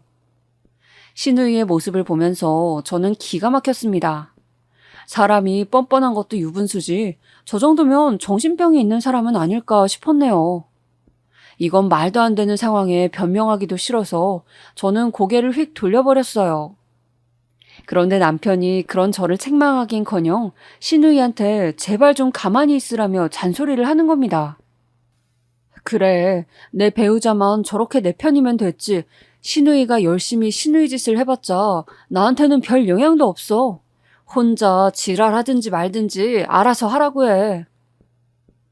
저는 남편의 태도에 안심이 되었는데 그런 저를 보면서 시누이가 억울해 죽겠다는 얼굴로 눈을 크게 부라리더군요. 그리고는 집을 나서기 전부터 아주 시어머니한테 찰싹 달라붙어서 이런저런 얘기를 떠드는 모습이 보였습니다. 시어머니께서 저를 슬쩍 바라보시는 눈길이 심상치 않았어요. 분명 시누이가 온갖 양념을 친 저의 험담을 시어머니께 전한 것이 틀림없었습니다. 괜히 찜찜해서 골머리를 앓으며 집으로 돌아온 저는 옷을 갈아입고 가지고 나갔던 가방 안을 정리하다가 고개를 갸웃거렸습니다. 분명히 가방 안에 들어있던 제 브로치가 안 보이더라고요. 원래는 재킷에 브로치를 달고 있었는데 시누이가 보고 또 촌스럽네 어쩌네 하면서 쓸데없는 소리를 할까봐 그걸 아예 차단하고자 잠깐 빼서 가방 안에 넣어두었었거든요. 남편한테 연락해서 혹시 차에 제 브로치 있냐고 물어보니까 그런 건 못 봤다고 했습니다. 아무래도 신혼집에 흘린 모양이었죠. 남편이 리모델링 업자분들께 연락해서 브로치를 보거든 수납장에 넣어달라고 하였어요. 하지만 다시 그 집에 가보았을 때도 브로치를 찾지 못했고 업자분들도 못 봤다고 하셨습니다. 어라? 정말 이상하다. 그럼 그게 어디로 갔지? 따로 흘릴 때는 절대로 없는데 발이 달려서 도망간 것도 아니고 누가 내 가방 안에서 그걸 보고 훔쳐간 것도 아닌데 그게 어디로 갔냔 말이야. 내가 아끼던 브로치였는데. 너무 속상했지만 찾을 길도 없어서 그대로 아끼던 브로치와는 영영 작별이었죠. 그런데 그때로부터 2주 정도가 흘렀을 때 제가 시댁에 방문했을 때였습니다. 결혼하고 나서 왠지 느끼고 있는 바였지만 시어머니께서 미묘하게 저한테 쌀쌀맞으셨어요. 너는 그럼 하루에 일하는 시간이 그것밖에 안 되니? 남는 시간에 여기 와서 나한테 반찬 만드는 거나 좀 배웠으면 하는구나. 너 저번에 요리하는 거 보니까 영 못 쓰겠더라. 그래가지고 무슨 부엌 살림을 하겠다는 건지. 아, 네 어머님 그렇게 할게요. 퉁명스레 말씀하시니까 저는 영문도 모르고 눈치만 계속 살폈죠. 제가 뭘 잘못하기라도 했나 아니면 시어머니께서 원래 저러신 분인가 추측을 하는 와중에 저는 내심 시누이가 안 좋은 얘기를 다 떠들어 놓았구나 싶었습니다. 시어머니 앞에서 시누이 흉을 봐야 하는 것인지 아니면 역으로 시누이 칭찬을 하면서 다 같이 둥글게 살자는 작전으로 가야 하는 것인지 저는 그 생각으로 골몰해 있었어요. 결혼해서 시댁이 생긴다는 건 정말 쉽지 않다는 생각을 하면서 시어머니께서 시키신 대로 바닥에 물걸레질을 하고 있던 때 제 눈에 들어온 게 있었습니다. 옷방 구석에 가지런히 걸려있던 시어머니의 스카프들 중에서 한 개에 브로치 장식이 달려있는 거예요. 가까이 가서 살펴보니까 그것은 스카프에 아예 박혀있는 게 아니라 따로 꽂아서 스카프에 매듭을 지은 모양새였습니다. 저는 홀린 듯이 그 브로치를 빼내어 살펴봤죠. 그랬더니만 뭐야 이거? 혹시 내 브로치 아니야? 내가 잃어버린 브로치랑 똑같이 생겼잖아. 스카프에 매듭을 짓고 있었던 건 다름 아닌 저의 브로치였어요. 제가 잃어버린 것과 완벽히 일치해 보였습니다. 너무 갑작스러운 상황에 놀라서 어쩔 줄을 모르고 있던 때에 시어머니께서 다가오셨어요. 너 아직도 여기 닦고 있니? 그런데 거기 서서 뭐 하는 거야? 네? 아니요, 그게... 그러니까 저 어머님 이상하게 듣지 마시고요. 혹시 이 브로치 어디서 사셨어요? 여기 스카프에 달려있던 건데요. 남의 물건에 왜 함부로 손을 대니? 그거 내가 스카프 묶을 때 유용하게 쓰는 건데 네가 그걸 왜 묶고 앉았어? 네? 그럼 원래 이걸 사용하고 계셨단 말인가요? 사실은 제가 얼마 전에 잃어버린 브로치랑 이게 너무 똑같이 생겨서 한번 여쭤봤어요. 그런 보석 브로치가 다 거기서 거기인데 너는 그런 쪽으로 생각이 튀어갔단 말이야? 너도 참 너무하는구나. 시어머니의 지적에 저는 순간 내가 실수했구나 싶어졌습니다. 말씀대로 그 브로치는 단순한 디자인이었기 때문에 어렵사리 접할 만한 건 아니었어요. 한때 유행했던 디자인이기도 했고요. 그때 많이 팔렸다면 시어머니께서도 동일한 걸 구입해 주셨을 가능성은 얼마든지 있었죠. 시어머니께서 저를 실망하신 눈치로 쳐다보시길래 저는 민망해져서 얼른 브로치를 원래 스카프 자리에 꽂아두었습니다. 저는 그걸 황당한 우연이라고 여기며 넘겼습니다. 그 동네에 적응을 해가면서 이곳저곳 단골 삼을 만한 가게들도 많이 알아놓았고요. 남편하고도 무탈하게 잘 지냈고 하는 일도 적당해서 좋았습니다. 문제가 있다면 시어머니와 시누이였죠. 그 두 사람은 완벽한 연합작전으로 저를 배척하고 있는 것이 분명하였어요. 시누이가 저에게 막말을 쏟아내면 시어머니께서는 말리시거나 혼내시진 않고 너무 그러지 말고 앞으로 친하게 지낼 생각만 해라는 식으로 훈수만 두셨습니다. 학교에서 동급생한테 얻어터진 아이한테 선생님이 때린 친구랑 둘이 화해하고 앞으로 사이좋게 지내라 라고 불합리한 조치를 내리는 것과 같은 이치였죠. 저는 그 두 사람한테 당할 때마다 슬슬 약이 올랐지만 그 중에서도 압권이었던 것은 시어머니의 고단수였습니다. 우리 진솔이는 이름 따라 진솔해서 사람이 참 올고다 보여. 자기 시누이가 이랬다 저랬다 하는 이야기를 자기 서방한테 미주알 고주알 다 떠드는 그런 가벼운 모습이 없다는 거지. 온종일 힘들게 일하고 집에 들어온 자기 서방한테 쓰잘데기 없는 이야기를 늘어놓는 부인만큼이나 애물단지는 또 없다. 팔을 다듬으시면서 마치 타령을 하듯 그런 말씀을 하시면 그건 저더러 입 다물고 조신하게 지내라는 은근한 협박이지 그게 뭔가요? 정말 치사하게 느껴졌습니다. 시어머니 처음에는 그렇게 안 봤는데 겪으면 겪을수록 저희가 가득하신 분이란 걸 알 수가 있었어요. 그러던 와중에 어느 날 대망의 사건이 터지게 됩니다. 저희 친정엄마, 시어머니, 남편, 저 이렇게 넷이서 돼지갈비를 먹으러 갔어요. 그 식당이 그 동네에서 음식 잘 나오기로 굉장히 유명한 집이었는데 저도 진작에 가보고 싶었다가 이왕이면 친정엄마를 모시고 가고 싶어서 일부러 방문을 미뤄두었던 장소였습니다. 시댁이랑 가까운 식당이었으니 별 도리 없이 시어머니도 모시고 갔네요.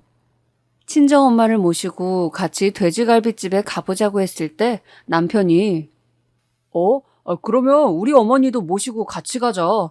인원도 넷이라서 자리에 앉기가 딱 좋네. 이렇게 반색을 하면서 외치는데 거기다 대고 싫다는 말을 하기가 좀 그렇더라고요.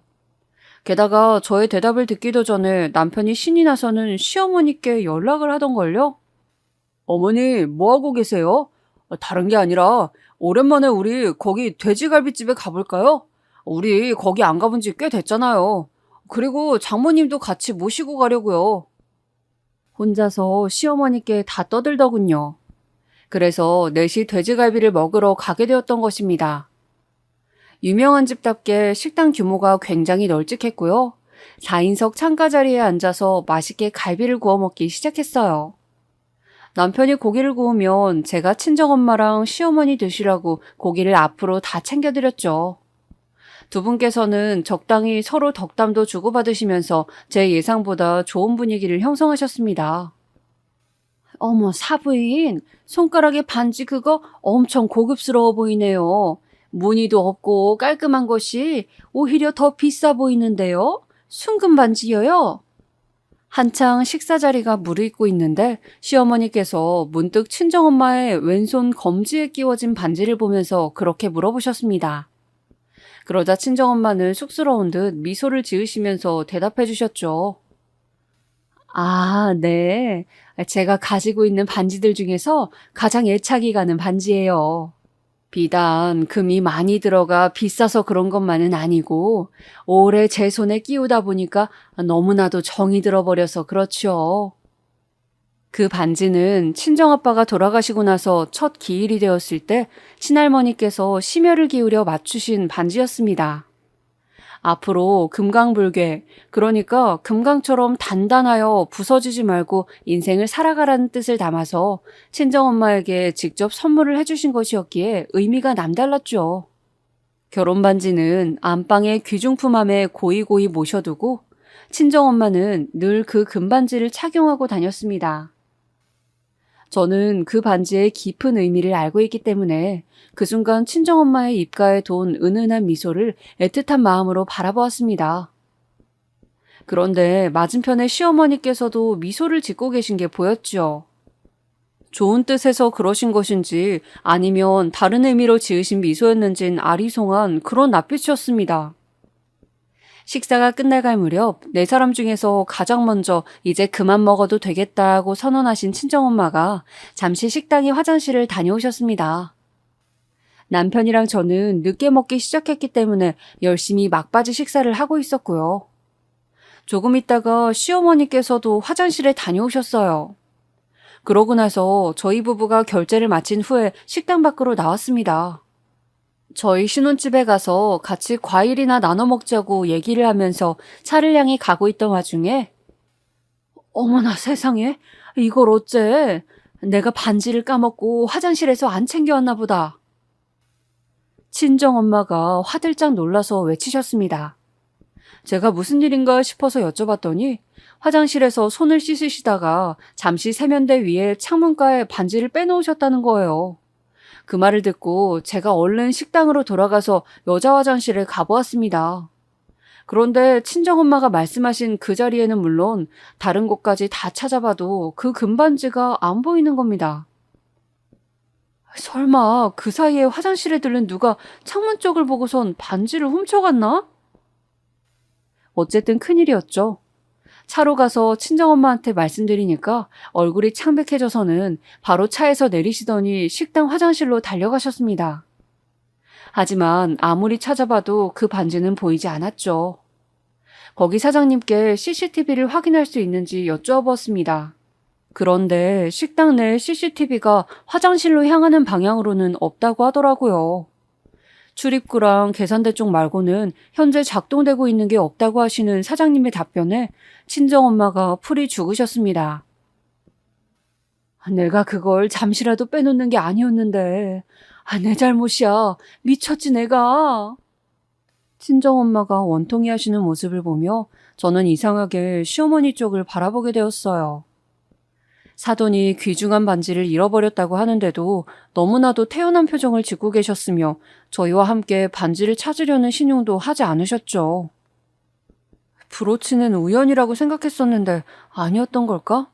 가만 보면 브로치를 잃어버렸던 날에 나는 신우이랑 둘이 방을 돌아다니고 있었고 내 가방은 거실 구석에 있었지? 거실과 이어진 베란다에는 시어머니가 계셨고 그때에 이어서 반지가 없어진 지금도 곁에 시어머니가 현장에 계신다고? 두 번이나 우연의 일치가 있을 수 있을까? 이렇게 연달아서? 저는 그 의심의 싹을 지울 수가 없었습니다. 그래서 크게 상심한 친정엄마를 먼저 댁에 내려놔드리고 시댁과 신혼집이 있는 동네로 향하는 차 안에서 저는 넌지시 시어머니께 여쭤보았어요. 어머님, 아까 어머님도 화장실에 가셨죠? 그걸 묻자마자 시어머니께서 흠칫하시는 겁니다. 그러더니 저보고 그건 왜 묻냐고 빽 소리를 지르시더군요. 아니, 혹시 저희 엄마의 반지를 그때 보셨나 해서요. 어머님이 더 늦게 화장실에 가셨으니까요. 그래서 드리는 말씀인데 제가 어머님의 가방 안을 살펴봐도 될까요? 너 지금 나를 도둑으로 의심하는 거니? 내가 설마 내 사돈 되는 사람의 귀중품을 훔치기라도 했을까 봐서 나를 그 정도로 최악이라 생각하고 있었다니 너는 내가 어떻게 돼먹은 거야? 어머님께서 떳떳하시면 그냥 보여주시면 될 일 아닐까요? 저도 어머님을 의심하긴 싫어서 이렇게 하고 나면 의문이 말끔하게 해소될 것 같아서 그런 겁니다. 저랑 시어머니가 묘한 대치를 이루었고 운전하고 있는 남편은 어쩔 줄 몰라 했죠. 이윽고 시어머니께서 당신의 가방을 조수석에 있는 저한테 휙 던지셨어요. 저는 그 손가방 안을 면밀히 뒤져보았습니다. 그리고는 낙심했어요. 시어머니께서 입으신 옷에는 주머니가 달려있지도 않았죠. 저는 입술을 꽉 깨물면서 시어머니께 가방을 돌려드린 후 정중하게 사과를 드렸습니다. 의심을 지우고 싶어서 그랬다고 변명을 드렸지만 시어머니께서는 저를 쌀쌀맞게 째려보신 후 차에서 내려 댁으로 들어가셨죠. 한 번도 안 돌아보시더라고요. 그 일 때문에 남편과는 왠지 모르게 어색해졌죠. 다짜고짜 시어머니를 범인으로 몰아가는 저의 모습을 보면서 자기는 충격을 받았고 크게 실망하였다고 하더군요. 그리고 그 계기로 저는 시어머니로부터 모진 시집살이를 당해야만 했습니다. 아주 본색을 드러내시면서 저를 갈구시더라고요. 네가 내 아들보다 돈을 많이 벌어오기를 해? 아니면 더 좋은 학교라도 나왔기를 해? 하나부터 열까지 내 아들보다 훨씬 뒤처지는 데다가 그런 자기 분수에 맞지도 않게 참한 며느리 노릇까지 하지 않으려고 드니 너처럼 아나무인으로 구는 며느리가 또 어디 있겠니? 말대꾸 안 하고 저는 시어머니께서 시키시는 일을 고분고분하게 해내었지만 그럼에도 저한테 저런 핀잔을 매일같이 주셨습니다. 한 귀로 듣고 다른 한 귀로 흘려듣는 것도 하루 이틀이지 계속 듣다 보니까 사람 미칠 것 같더라고요. 그 가운데 정말 얄미웠던 것은 시누이였는데요. 역시 교육은 우리 엄마가 최고야. 시어머니 공경할 줄 모르는 새언니라 해도 변하지 않고는 못 베길걸요? 새언니 얼른 개과천선하셔서 우리 진짜로 한 가족이 되어봐요. 내가 열심히 기다릴게요.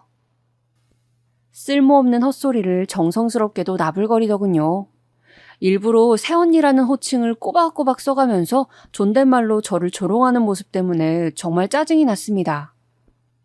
그 옆에서는 시어머니께서 아주 재미있어 죽겠다는 듯 배를 잡고 웃으셨네요. 시댁으로 불려가 시달리면서 제가 깨닫게 된 사실은 애초부터 원흉은 시어머니셨으며 시누이는 꼭두각시에 불과했다는 것이었죠. 시어머니의 지시를 받은 시누이가 첫 만남부터 일부러 저한테 시비를 걸었던 것이었지 뭔가요? 나 이렇게는 못 살아. 그냥 물러서기는 싫고 반격 한번 하고 싶은데 어떻게 하지? 그런 생각을 품고 있던 저는 어느 날 동네 빵집에서 뜻밖의 이야기를 듣게 됩니다. 여 사장님께서 새로이 단골 손님이 된 제가 어느 집의 며느리인 줄을 그날 처음 아시고는 깜짝 놀라시는 거예요. 그 집 며느리였어요? 정발장 여사네 며느리? 엄마야, 이게 웬일이야? 난 지금까지 그런 줄도 모르고 있었네. 거의 매일같이 들렀지만 자기소개를 할 기회는 없었으니까요. 저 그런데 사장님, 정발장이라뇨? 저의 물음에 여 사장님은 손으로 입을 가리시며 당황해 하셨지만 제가 말씀 좀 해달라고 자꾸 채근하니까 결국은 다시 입을 여셨어요. 그리고 저는 충격적인 사실을 알게 되었습니다. 여러분, 장발장이 뭔지 다들 아시죠? 빵 훔쳐갔다가 감옥에 갔다는 유명한 일화의 주인공 장발장. 그래서 도둑을 은유하는 표현인데요. 시어머니의 성이 정씨였거든요. 그래서 동네 토박이들 사이에서는 아름아름 정발장이라고 불린다 하였습니다. 내가 그쪽이 입이 무거워 보여서 조심스레 해주는 얘기지만 아휴, 말도 마요. 그 정발장 여사가 어찌나 손이 재빠른지 훔쳐가는 게 보이지도 않아. 그러면서 그 망할 놈의 도벽은 고쳐지지도 않는다니까. 우리 가게에는 그래서 그 정발장 여사는 출입 금지예요. 저기 버스 정류장 앞에 떡집 보이죠? 저기에도 출입 금지 당했어요. 그뿐이에요. 바로 옆에 문구점 있죠? 저 자리에서만 35년을 장사한 문구점인데 출입 금지 당한 손님은 그 정발장 여사가 유일하다고 문구점 사장님이 그러시더만. 이럴 수가. 시어머니께서 사실은 조용하게 소문이 난 좀도둑이었다는 겁니다. 그 순간 저는 돼지갈비집에 시어머니께서 입고 오셨던 옷을 떠올리고 말았어요. 밖에 주머니가 달려있진 않지만 상의 안쪽으로 주머니가 한 개 달려있었던 그 옷을요. 제가 시댁에서 손빨래를 하라는 부당한 명령을 받고선 그 옷을 직접 빨기도 했었거든요. 와, 갑자기 그 안주머니랑 친정엄마의 잃어버린 반지가 시어머니의 가방에는 없었던 사실과 겹쳐지면서 소름이 돋아났습니다. 그때 옷을 뒤져봤다면 엄마의 반지를 찾을 수 있었을 텐데.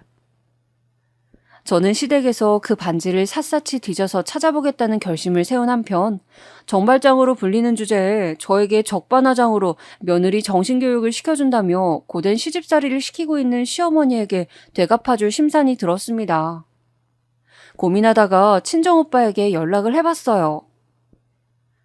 이런 때 남편이란 존재를 믿을 수가 없고 상의할 마음이 안 든다는 게 씁쓸하네. 저는 그런 생각을 뒤로한 채 친정오빠에게 연락해서 제 상황을 다 설명하였습니다. 참고로 친정오빠는 저희 고향 근처에서 경찰 일을 하고 있었습니다. 제가 대학에 입학한 이후 저희 집은 이사를 하면서 친정엄마와 저는 새로운 지역에 정착을 하였으나 친정오빠는 그곳에 남아서 경찰이 되었어요. 오래 알고 지낸 고향 친구와 결혼을 한 이유도 있었죠. 그래서 새언니와 저도 예전부터 알고 지내서 막역한 사이랍니다. 중요한 건 증거야. 심증이 아니라 진짜로 빼도 박도 못할 증거가 필요해. 좋아. 그렇다면 오빠, 내가 덫을 놔야 한다는 소리지? 그 현장을 포착해야 하고. 그래. 그리고 웬만하면 네가 아니라 다른 사람을 통하는 게 좋겠어. 친정오빠의 조언에 따라서 저는 계획을 세웠습니다. 개인 카페를 운영 중인 친구에게 도움을 청해서 각본을 짰어요. 그리고 저는 일부러 시어머니와 시누이에게 납작 엎드린 채 전에 없이 고분고분한 태도를 취하다가 이렇게 말을 했죠. 제 지인이 하는 카페가 있는데 친한 사람은 아니지만 한 번은 가서 팔아주고 싶다. 같이 가주시면 맛있는 커피랑 케이크 대접해드리겠다. 이런 말로 꼬셨습니다. 공짜라면 눈이 돌아갈 거라 예상했는데 적중하였어요. 아, 그래? 장사가 잘 안 돼서 네가 팔아주고 싶다고? 좋은 취지인 것 같으니 그럼 우리도 따라줘야지. 마지못해 동행하는 것처럼 시어머니께서는 고개를 빳빳하게 드셨죠. 계획의 당일에 그 카페로 향하면서 제가 말했습니다. 장사가 힘든 게 매달 현금 지출이 많아서 그렇다고 하더라고요. 재료비를 빼더라도 매달 월세, 전기세, 수도세 이런 것들이 만만치가 않나 봐요. 그래서 지난주부터는 CCTV도 선을 끊어버렸다고 하더라고요. 한 푼이라도 덜 들이려고 말이죠. 열심히 주절거리면서 저는 특히 강조하였어요. 가게 내에 작동되는 CCTV는 없다고 말입니다. 그리고 도착한 친구의 카페 안에는 사람이 어느 정도 있었습니다. 원래는 잘 되는 곳이거든요. 시어머니랑 시누이가 어리둥절하길래 제가 그랬어요. 아, 저처럼 다 여기 사장을 아는 사람들이 오늘 다 모인 것 같아요. 하나씩 팔아주려는 마음들이죠. 저는 뻔뻔스레 둘러댔고 친구의 지시를 받은 카페 직원이 저희 쪽을 남몰래 주시하였습니다. 이뇨작용에 탁월한 허브차를 마신 시어머니께서는 아니나 다를까 30분 정도가 지나자 화장실을 찾으시더라고요. 제가 일부러 그 차를 추천드렸어요. 스트레스 완화에 좋다는 감언이설을 섞어가면서 말이죠. 시어머니께서 화장실을 가기 위해 자리에서 일어나시자 카페 직원이 재빠르게 움직였습니다. 귀금속과 현금이 든 작은 꾸러미를 얼른 두고 온 거예요. 저는 과연 계획대로 될 것인지 두근거리는 가슴을 안고 있었네요. 잠시 후 시어머니는 화장실에 갔다가 자리로 돌아오셨고 슬쩍 제가 고개를 돌려보자 제 친구와 카페 직원이 저를 쳐다보며 미세하게 고개를 끄덕여 주었습니다. 됐구나. 성공했구나. 그때부터 저는 환호성을 부르고 싶은 걸 억누르며 표정 관리에 힘을 썼네요. 나흘 후 날씨 한번 화창한 오후에 남편에게서 연락을 받았어요. 어머니가 지금 경찰서에 계신데 나는 지금 일하는 중이라서 네가 대신 가서 무슨 일인지 좀 봐줘. 절도라는데 이 무슨 말도 안 되는 일이. 경찰에 절도 신고를 한 제 친구가 CCTV를 제출하였고 당연히 화면 속 절도 범죄자는 시어머니셨던 겁니다. 시어머니께서도 빼도 박도 못하는 증거 앞에서 차마 부정은 못하시고 엉뚱한 곳에 화살을 돌리셨어요. 여자 화장실에 카메라를 달아? 이거 큰 문제 아닌가? 당신 장사 접고 싶어? 화장실 안에 단 게 아니라 문 밖에 단 거예요. 바로 화장실 문 앞에 있던 인테리어 수납장. 거기 위에 중요한 걸 잠시 올려놨다가 깜빡했는데 손님께서 그걸 냉큼 훔쳐가신 거잖아요. 그 내용물을 확인하시자마자 바로 본인의 주머니 속에 넣어버리는 모습 감명 깊었습니다. 한두 푼 하는 것도 아니고 아주 고가의 귀금속과 현금 뭉치였습니다. 그러니 시어머니께서도 당장 눈이 돌아가신 거였고 사안의 중대성도 커진 것이었죠. 그럼에도 반성하는 태도 없이 침을 튀기면서 경찰들에게 삿대질까지 하셨던 시어머니는 끝내 구속까지 되셨습니다. 그 카페 사장, 네가 아는 사람이라며. 네가 거기 가자고 해서 이런 사달이 난 거라며. 네가 어떻게 좀 도와줄 순 없었어? 그 카페 사장을 네가 회유라도 해봤어야지. 그런데 남편은 계속 저를 탓하였습니다. 시어머니께서 그렇게 되시고 시누이는 주인 잃어버린 개마냥 시름시름 앓았는데 그 모습에 남편은 자기 가슴이 찢어진다고 하였습니다. 이미 콩깍지 다 벗겨져 있었던 저는 주저앉고 이혼을 선언하였어요. 남편은 자기가 이혼 선언을 당한 입장이 되었다는 것에 모욕감을 느낀다면서 헛소리를 늘어놓았습니다. 어쨌거나 결국 이혼이었죠. 저는 시댁의 시어머니 방에서 친정엄마의 금반지를 무사히 찾을 수 있었어요. 어디 있었던 줄 아세요? 시어머니께서 요실금 증세로 가끔 착용하셨던 성인용 기저귀 포장지 안에 들어있었어요. 이러니까 제가 앞만 뒤져봐도 못 찾았었던 거예요. 친정엄마에게 반지를 드리면서 저는 앞으로 정신 똑바로 차리고 더 나은 인생을 살겠노라고 약속을 드렸어요. 100%까지는 아니더라도 그 후로 한 80% 정도는 그 약속을 지키면서 살아온 것 같네요.